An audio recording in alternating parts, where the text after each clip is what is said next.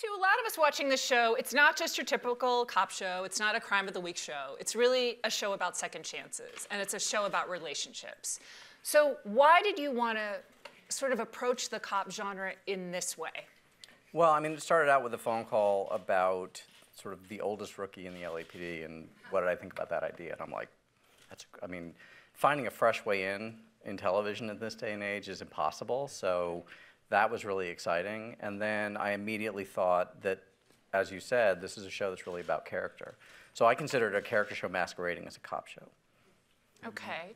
And you had worked with Nathan for quite a while on Castle. Quite a while. Quite a popular show. Why did you want to work with him again? Fair question. Fair question. You're assuming I did.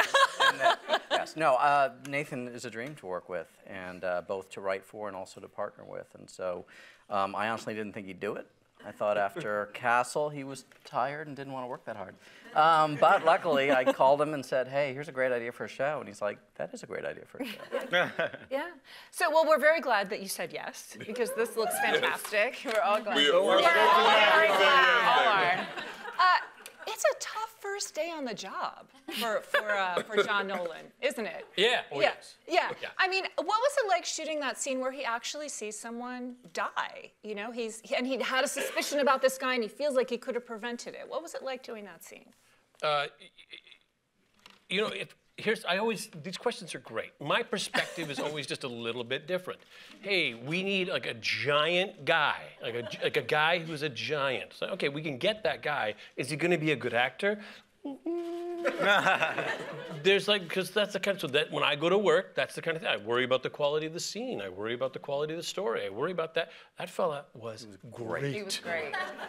He was great. You empathize, you sympathize, you're shocked, and you watch him. How do you tell somebody, don't overplay this? But you're going to die with like a stab wound to your lip. He did it. He did a nice kind of life training from the. It allows you to do your job just simply by being a participant. It was great. It was great. That was what it was like for me. That's what it was like. Yeah. That was great. Next question. Well, John he's a very calm guy. He talks through a lot of situations instead of using a taser or using a gun or something like that. But he also has a little bit of romance going on, and that seems to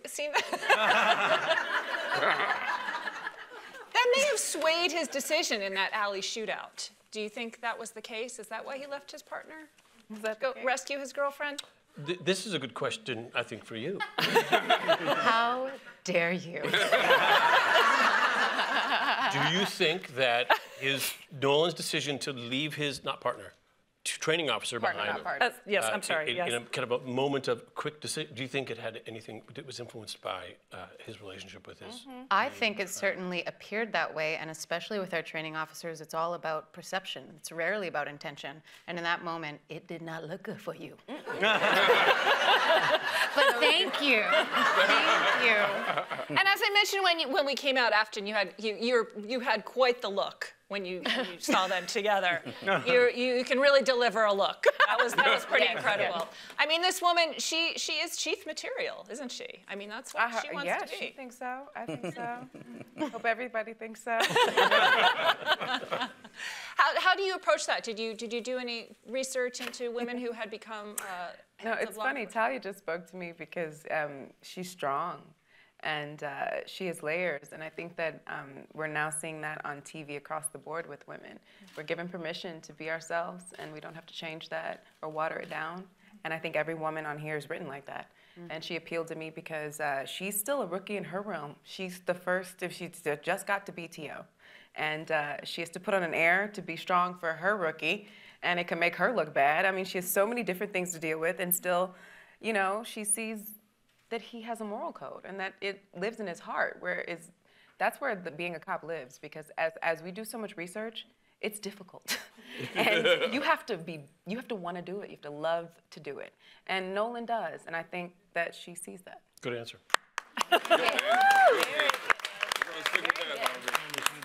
That's us. Richard, you have a very, very different feeling. Your character has a very, very different feeling. Maybe you have a different feeling about Nathan too, but I don't know. Yeah. But so, tell us, what will it take for him to come around to liking and respecting John Nolan? The quickest way for him to come around to John Nolan would be if John quit, but that's not gonna happen. Please don't quit. But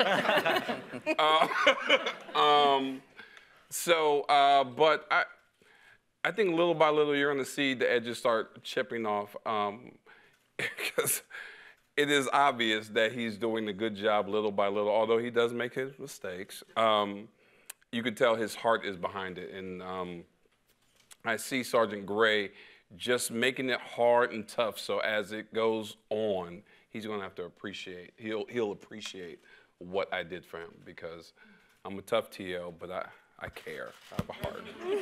He's got a feeling. It's one A feeling. Yeah. Under layers and Of layers. layers of layers. Of layers and layers. It's tough love. Well, There you go. you have a Captain Zoe Anderson, Mercedes here.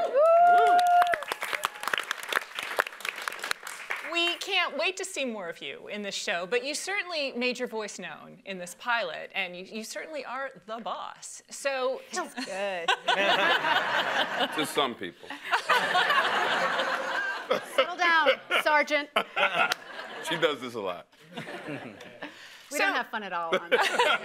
I can tell. I can Yeah. tell. So, what's it like for you playing this woman who's in charge of? I mean, you had also asked for John Nolan to be assigned to you guys.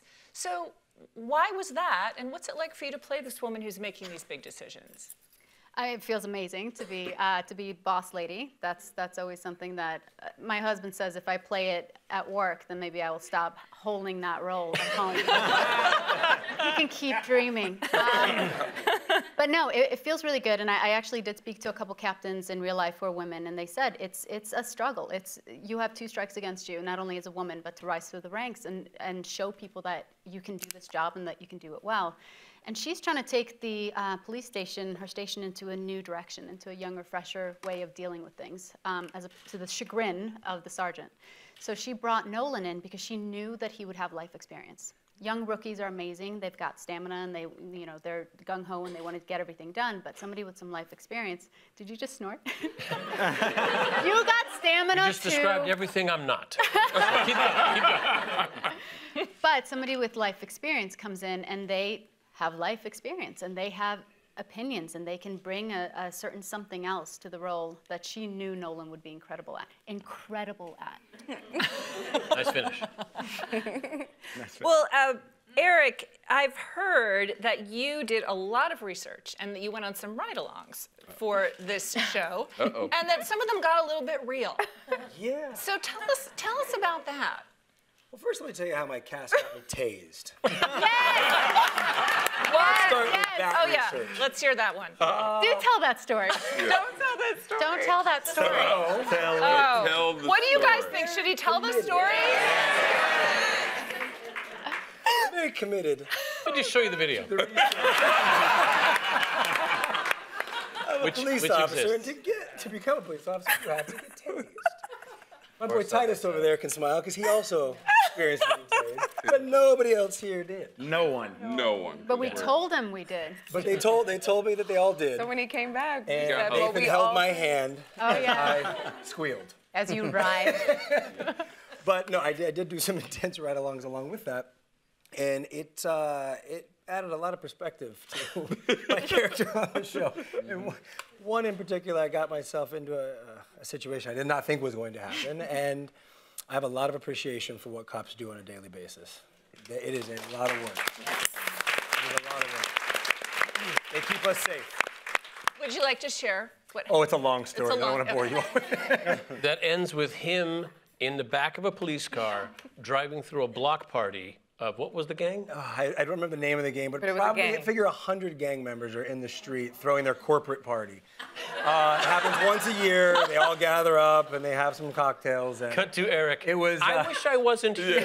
Yeah. it was the director. It was our director, Liz, in the front, me in the back, and one cop. And we were blocked in. with 100 gang members, and the officer decided to tell them they should all move their cars. Oh. Or he's coming back with his boys. And I'm in the back seat going, my doors are not bulletproof. And it was very intense. How can you just not want to shoot that face? It was nuts. But I made it out, and we ended up at a Church's Chicken around 11 o'clock. And I will not lie when I say, within 5 minutes, there were probably 30 officers all rallying within 5 minutes about this, about how we were going to infiltrate this block party and clear them all out. What do you mean we? And I was like, I'm sorry, we? And they're like, yeah, but you're cool, right? Like, I don't have a vest on. What do you mean by cool? Can you go over the wall? I'm like, no, I'm not going over the wall.